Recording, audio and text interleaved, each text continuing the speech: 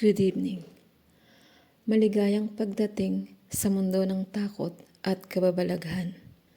Ihanda ang sarili at magsisimula na ang kwento. The Call from Home.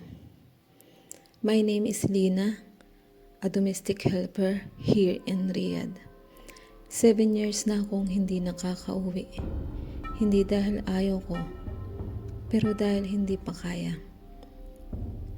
Lahat ng sahod ko napupunta kay mama, kay bunso, at sa mga utang na naiwan ko sa Pinas. Every day feels the same. Gising sa alas 6, linis, laba, luto, tulog. Walang pahinga. Pero okay lang kasi sa bawat padalawa, bawat video call, may konting ginhawa. Konting ngiti mula kay mama, konting ingat ka anak, proud kami sa'yo. Pero nitong mga huling linggo, may napapansin akong kakaiba. Tuwing madaling araw, habang naglilinis ako ng sala, naririnig ko ang boses ng babae. Mahina lang, parang galing sa kwarto. Lina, umuwi ka na. Noong una, akala ko guni-guni lang. Pagod lang siguro. Homesick. Pero isang gabi, habang nagluluto ako ng tinola para sa amo ko, biglang namatay ang ilaw.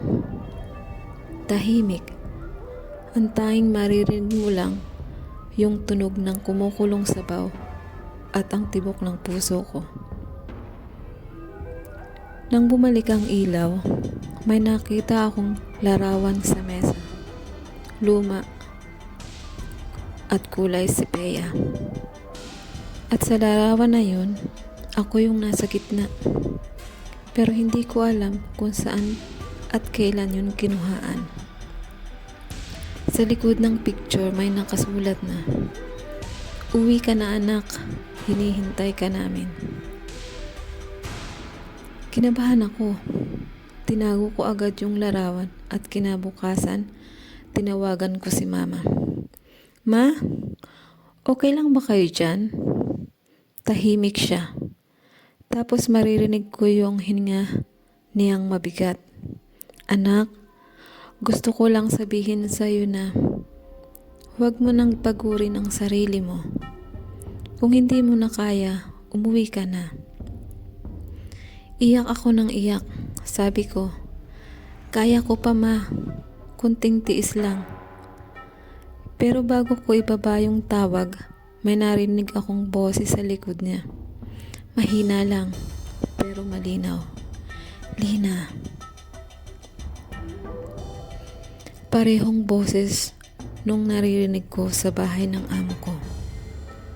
Kinabukasan, tinawagan ko ulit, pero iba na ang sumagot. Si Bunso. "Kuya, si mama nasaan?" Tahimik siya. Sandali.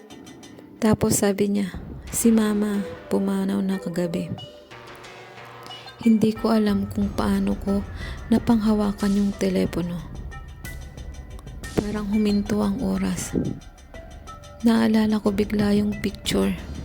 Yung boses na paulit-ulit na sinasabing, "Uwi ka na." Baka yun si mama. Baka gusto lang niya akong makita. Isa man lang ulit. Pag-uwi ko sa kwarto, yung larawang tinago ko wala na. Pero sa salamin, may bakas ng kamay. Parang may humawak. Malambot, mahina, pero ramdam mo ang init.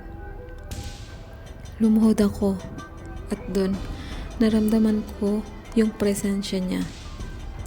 Hindi nakakatakot, hindi malamig, parang yakap. Minsan, kapag may hangin na dumarampi sa pisngi ko, habang naglilinis ako, naririnig ko pa ang boses ni mama. "Anak, nandito lang ako. Hindi kita iiwan kahit gaano kalayo." At tuwing nakatakanggap ako ng sahod, bago ko pa ipadala kay Bunso, tinitingnan ko yung langit.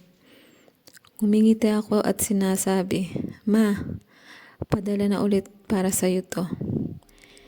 Hindi madaling maging OFW. Ang layo, ang lungkot, ang sakripisyo, lahat may kabayaran. Pero minsan, kahit sa dulo ng pagod, may mga busis tayong naririnig. Mga paalala ng pag-ibig na hindi kayang burahin ng distansya. At kung minsan, yung mga tinig na yun, hindi lang galing sa isip. Minsan, galing sa langit. Kung nagustuhan mo ang gabing ito, huwag kalimutang mag-like, mag-subscribe, at bumalik ulit. Good night.